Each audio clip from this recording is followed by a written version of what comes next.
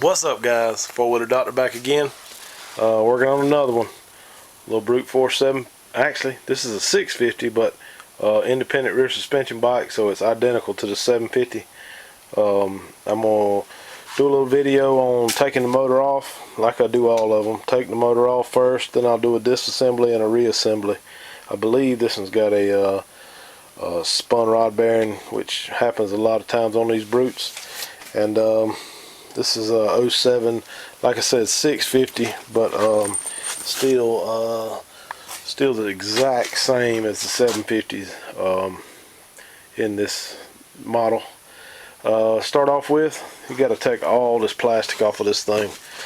These side pockets here, both sides. It's actually got some aftermarket screws in it, but it's Phillips head screws there. Phillips heads to get these side covers off. We're going to pull both of the floorboards off and the seat naturally, and that's pretty much going to be it. Got to pull the shifter off and all that. So that'll get us down to the airbox. So let me get all these 75 screws and bolts and stuff out of here, and I'll cut the camera back on when I get it tore down and get ready to take the airbox off. Alright guys, finally got the floorboards off, these pockets off, and this side plastic here. This thing had some aftermarket bolts that were put in it, and man, they were rusted in there. Looked like they run this thing off in the ocean somewhere as bad as these things were rusting, so I had to drill some of them out and do all kind of crazy stuff. So, alright, what we're going to do now, go ahead and pull this airbox off. It's got 2 bolts on it. Normally these are 8mm bolts, but these have been swapped out. I'm sorry, 10mm bolts, but these swapped out to 8s. You got one there, and then one up here right behind the shifter. Take those 2 off. This does have a snorkel on it, so we've got a boot here we got to take off. Normally the there's a cover over this on a factory bike, and there's a tube that runs up on that right side over there. It has a screw in it. You'll have to take that off. And then also, to get the carburetors or the airbox off the carburetors, I usually loosen the bottom clamps on the bottom clamps. They're actually on the top of the carburetor. So do that, and I'm gonna go ahead and drain the oil out of this thing and probably drain the coolant. I'll probably cut the camera back on just to show you how this coolant works, because sometimes it's actually a neat little way how you can do it and not really make a big mess. So I'll get the airbox off and start the oil drain, and I'll cut the camera back on right before I start the coolant. Alright guys, we're going to see if this camera will stay up here. Got the airbox loose. I was just going to kind of show you what it looks like when you pull it off. The two clamps that go onto the tops of the carburetors are loosened up, and you ease this thing up, and you have a hose here, which is a crankcase vent hose over on your right side with a clamp on it. You need to slide that down so you can get that hose off.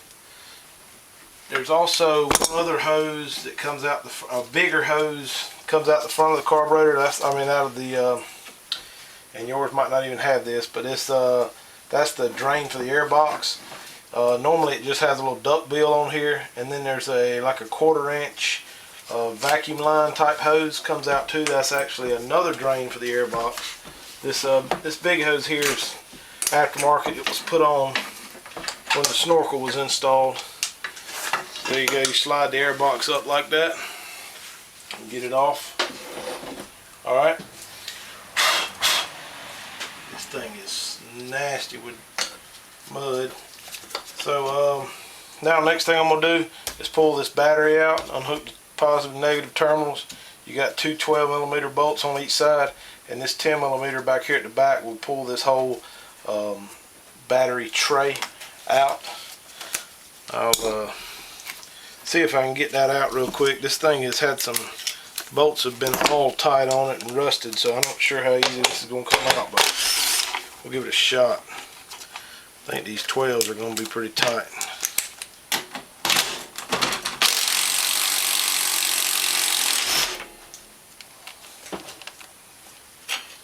And they were.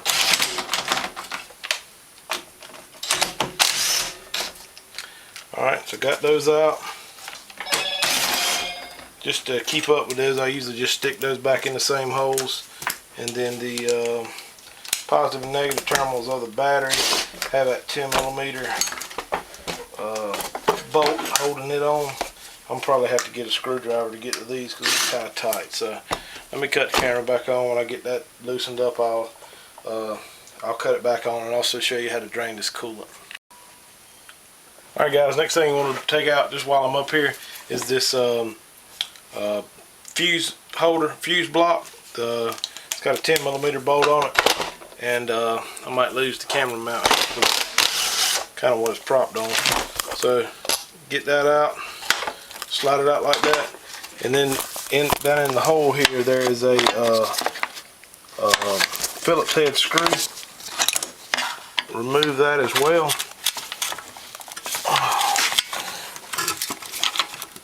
I didn't really know what I was thinking that I could get that out by hand, but I'm not going to be able to. Let me get the bit on the impact. But take that out, and that'll let you remove this heat shield. You're going to need that out of the way to get the exhaust out of this later. So while I was here, I figured I'd go ahead and take that off. Let me get a screwdriver bit, and I'll get that out, and we'll look at removing the carbs. Alright guys, now I'm ready to start taking these carburetors all the way off here. Normally you have a clamp on this fuel line. This one here actually just has a zip tie holding the fuel line on. This is that crankcase vent we unhooked earlier from the Airbox. Get it bent back over here out of the way so you can see. Alright, here's your fuel line here. You want to slide it off of the nipple like that. And I've got the top clamps, both clamps on both sides of the carburetor there, the front and the rear, loose, and you can kind of rock that carburetor sideways and it'll come up like that. And you got 3 wires that are connected to it, a little barrel connector on the rear one, a spade connector, and a barrel connector on the front carb. So just wiggle both of those off, or all 3 of those off like that. And then the other thing you need to unhook is the these vacuum or vent lines here, for the carbs. Both of these also have zip ties on them. Normally they just have a clamp that you can remove with a pair of pliers. So pull those out, slide them off, and then you can lift the carburetor up at that point. It does have two more things a lot of times that hold it. Is this idle adjustment is over here on this side. You just slide it out of this holder, and then the overflow line runs out the bottom. Pick this thing up, slide it over here to the side. It's leaking a little gas out. Get the pan over here.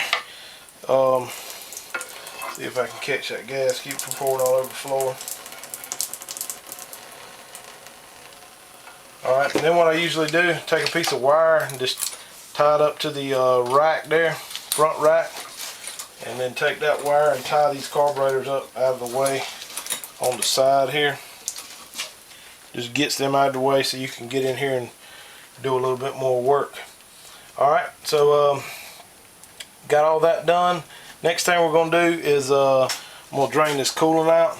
Let me get the camera set back up down here so you can see what I do, and I'll show you how you get the coolant out of it. Alright guys, I'm going to drain this coolant out over here on the left side. What you want to do is take this bottom 8mm bolt out, and some coolant will come out at that point in time. I just use one of these little bendy funnels and a jug to catch it in. So do that first and let that quit running out. Then you'll loosen this top one up here, and that'll let some air into the system, and should let the rest of the coolant drain out. So let me do this first. Both of these bolts, unlike any of the other bolts on the water pump, these are the only 2 that have a little gasket on, a little washer on them. Alright, so there we go, got a little bit of coolant coming out with that one. And then you loosen this one up. You don't have to take it, well, most of the time you don't have to take it all the way out. In this case, it's good to leave it in there because you can kind of halfway meter how much coolant comes out of the hole. I know it doesn't look like much is coming out right now, but sometimes it'll get its second wind and really start coming out fast. And at that point in time, it's beneficial to stick the bolt back in to slow it down some. And this is going to have a little extra coolant in it because it does have a radiator relocate. Let me reposition here because I'm missing my jug down here.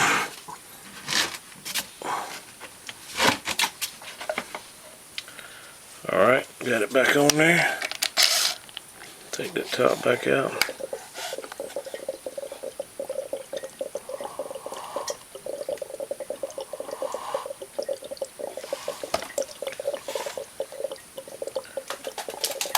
Alright, so there you go, coolant coming out.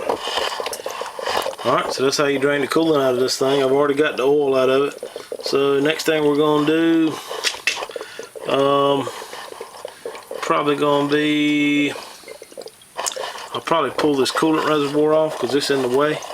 Two Phillips head bolts hold it in, top and bottom. Also drain the coolant out of there into my jug here. We're going to keep this in. And probably go ahead and unhook some of these coolant lines.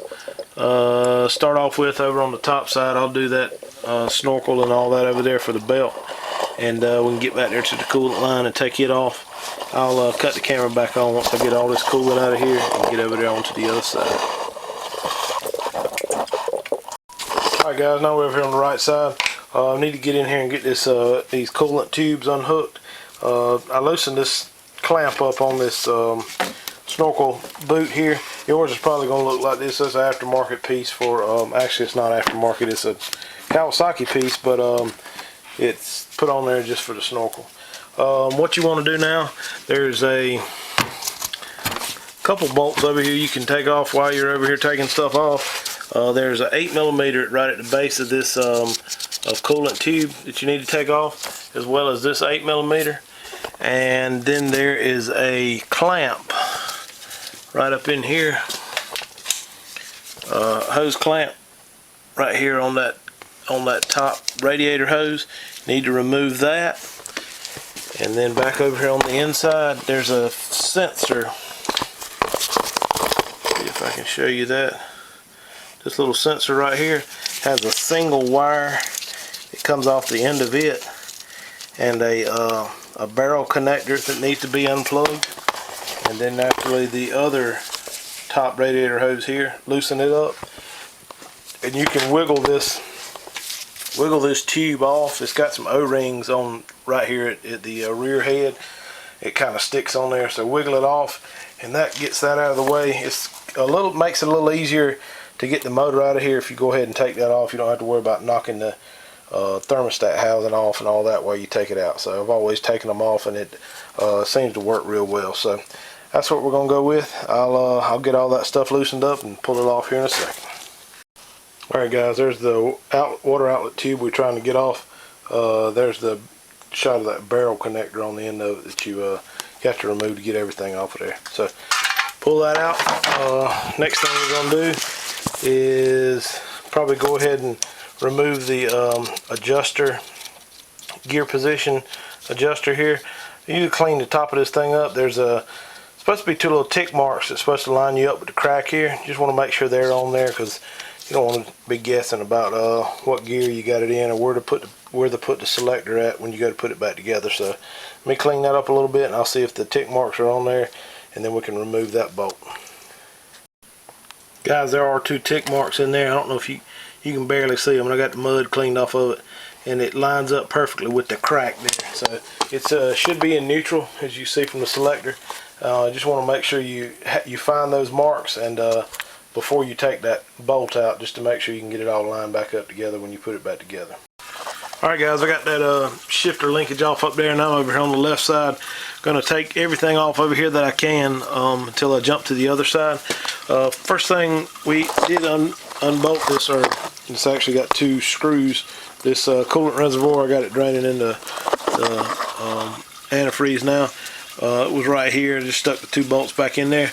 One other thing you need to take take off over here is this speed sensor wire. This one here's got mud crammed in it, so you may have to wiggle around in there with a pick or something to get it to pop up. But pull that one loose. The other two wires right here close by. There you go. Speed sensor's loose. The other two wires are these two on these little barrel connector things. This shows whether you're in neutral or reverse. So just slide those off. So that's the wiring. It's pretty much all the wiring on this side. Also need to take the lower coolant line off. Just one clamp on there, and it comes off. And while I'm over here on this side, it's the easiest. Right, I know it's the easiest side to get the exhaust bolts off. You got two bolts here at the front, at the back, and two at the front there. Usually 12 millimeters. It looks like these are a little bigger. About the easiest way. It's real tight to get in there. The easiest thing I've found is to take sometimes a 1/4 inch drive works the best with a long extension, and actually get your ratchet back here by your fuel tank and let you work those bolts off. And once those come off, it's easier if you go ahead and unbolt the muffler here too. It has two 12 millimeter bolts on it. The muffler will slide off one clamp. A lot of times it'll slide right out without even removing that clamp. So the clamp's right here. And slide your muffler off, slide your head pipe off. You got to kind of do some wiggling on this one to get it out. Lift this fender up and get it over here over top of the tire to get this one out around the frame here. The rear one will just slide right off. And then that will be it on this side. Then we'll jump to the other side, and there's a little bit of wiring over there, and that's about it. All we got is a little wiring left on the other side, then the motor mount bolts, and this thing's gonna come out. So let me get the exhaust loose. That's sometimes a tedious process. I'm gonna spray a little bit of lube on those bolts because they get rusted on and get kind of nasty. So put some lube on there and get those off. And I might cut the camera back on just to show you how to remove this head pipe, because it's a little difficult. So I'll cut the camera back on right before I take it out. Alright guys, there's actually about 3 other things you got to do over here. I finally got the exhaust out of the way. That front one was a little tough to get wiggled out of there, but I finally did it. So next thing you need to take off, this isn't one of the 3, but the spark plug wires. Don't want to get halfway out with the motor and then figure out you left the spark plug wire on, rip a boot off or something. Alright, so now you've got some vent lines here on each head. They run right here, one runs here, and the other one runs here on the back. These are actually vent lines that are not vent lines, they're suction lines that make your fuel pump work. So make sure those, they have a little clamp on them, but you can just about slide them off with a screwdriver. Just like so. Wiggle real hard, it'll come off. There you go. So got both of those off. And the next thing that needs to come off will be the hot wire that goes to the starter. And it is on the front of the motor here. Has a little boot over it. I'm gonna have to grab a wrench to get it off, but it's a 10 millimeter. Let me grab a wrench, pull that off, and we still got some other wires here, and we'll get to those on the other side. But got to get those unhooked from the other side. I'm gonna pull that starter wire off, and then the only other item remaining are the drive shafts. These are fairly easy to get off on these bikes because they're actually they're collapsible. They have a spring in between them that you can pry on one side, and the actual drive shaft will collapse, and then you can just pull it out. You don't have to move the differentials or anything. Both of them are the same way. Sometimes they'll get stuff caked up around them. There's a boot there. You can take that off and spray lubricant in there and all that to get it to slide back and forth. But that's all it takes for those. You can just slide it off, and and that makes them real easy to come off. This one here's probably going to have to use 2 hands, but alright, let me get the drive shafts off, and also I'm going to go grab me a wrench to take the starter wire off, and that'll be everything we have to do on this side, and then we'll jump to the other side, do the last few items, and then we'll be ready to take this thing out. Alright guys, back over here on the right side, having a time with these drive shafts, so I'm going to go ahead and take everything else loose and have the motor where I can wiggle it around. Maybe I can get those drive shafts to break through. They're just caked up with mud in here, and I can't get them to neither the front nor the rear to collapse. So I'm going to have to drop back and punt on them, take everything loose and try to wiggle the motor around to get those things to at least move. If you can get one of them out, then you can slide the motor forward and get the other one out, but you just got to get one to start off with. Alright, so starting over here on the right side of the bike, everything as far as this group of wires in here go that run right here behind the belt, everything is unhooked on it with the exception of these belt wires. There's 2 little plugs here. You just push the little tab down to get them to come loose. I can't do it with one hand, but that's how you do it. This one here, you actually pull up on the tab and pull the wires apart. There you go, it comes off. I might stick a screwdriver in that one. There's a ground wire right here that's also bolted in. You'll have to remove that bolt to get the rest of those.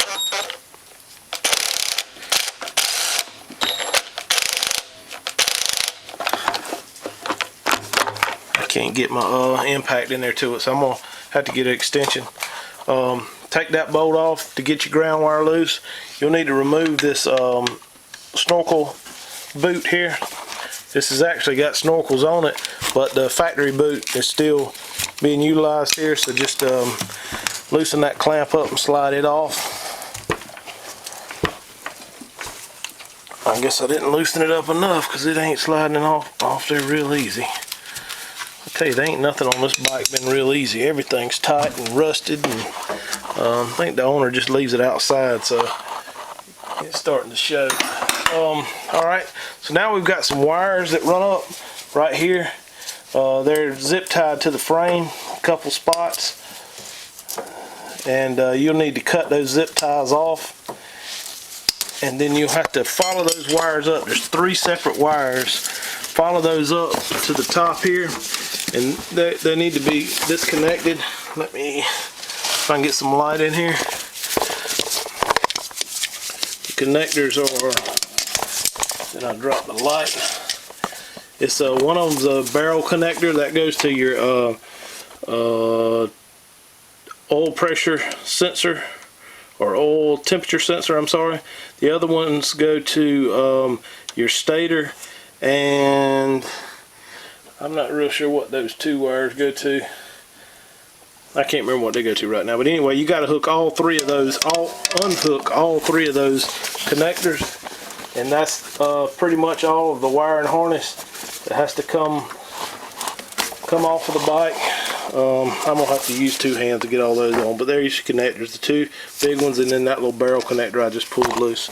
Alright, so got those loose. Like I said, on the other side, I removed the starter hot wire, and there's also a speed sensor down here. I hadn't had real good luck with these things, so what I usually do on them is just unbolt the sensor, leave it hanging, or either stick it in a plastic bag, because if you leave that sensor out and then moving the motor around, sitting it on the floor and all that, sometimes it tends to break this sensor. You don't want to do that. So it's got one 8mm bolt. Take that out and the sensor will slide out, and then just put it in a safe place until you get ready to put this thing back together. And so I'm going to pull that out, get the ground wire loose, unhook those 2 connectors, and that's pretty much it. And then we'll be ready to remove the motor mounts. So let me get all this stuff pulled off, and then I'll cut the camera back on when I get to the motor mounts. Alright folks, got all the wires loose, everything loose except for the drive shafts, because I'm going to have to, like I said before, loosen this motor up, wiggle it around, see if I can get them drive shafts broke loose. So now we need to take the motor mounts off. The best way to do this is it's got a rear motor mount and a lower front motor mount. The rear is just a 17mm bolt. It's got a nut welded on the other side, so you don't have to worry about holding that. But what I normally do is just loosen this 17 up first, pull that whole bolt out. Then you have to remove these ears from both sides. So these are 14mm bolts. You can just take like a 6-inch extension on an impact, run this out, run these two out, and then go to the other side and run those two out. You can see them, that's the back side. And then on the bottom, you've got a 17mm bolt that's got a nut on the other side. So I usually just wedge a wrench over on the other side, hit this side with the impact, and that will loosen the whole motor up, and it should wiggle around. When that happens, I'm gonna try to move this thing around enough to get those drive shafts either to break loose and telescope in, or hopefully I can get one of them break loose, and then I can remove the other one by moving the motor around. So let me get all that loosened up, and then I'll see if I get about getting the drive shafts out, and then we'll be ready to pull it out. Alright guys, I got that rear shaft out of there. It's gummed up pretty bad in there. Ended up taking my handy dandy air chisel here with this funny little tip in it, and could stick it in through here and catch this part of the shaft, and that vibration and that little bit of pressure pushing it out actually made this thing collapse down, and it came right off. I still haven't got the front one to collapse down, but what I'm going to do is just lift the motor up and slide it back as far as I can, and get that one to come out, because I think it'll actually, the motor will come back far enough to get that shaft out. So let me pull that out. I'll cut the camera back on right before I pull the motor out. Alright guys, I got both of those shafts out. Actually, I slid the motor back just a little bit and was able to get a crowbar in there and pry that front one up just a little bit to get it to collapse, and it come down to, it came out too.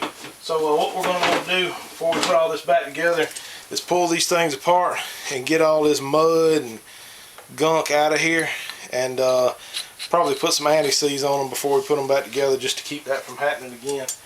I don't plan on pulling this motor back out, but you never know.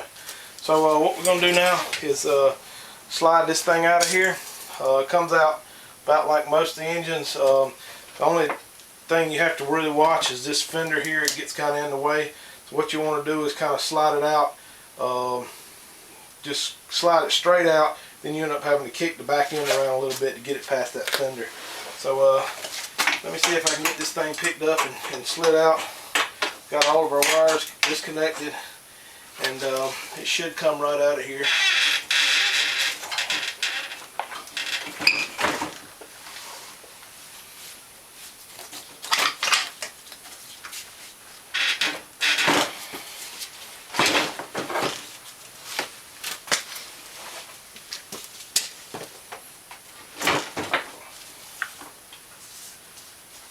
It makes it a little easier sometimes if you take the clutches and the clutch cover off, and as you can see, I didn't do that, so we're just going to have to struggle with it just a little bit to get it out.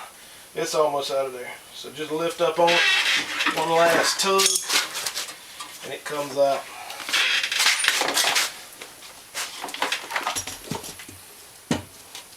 There you go.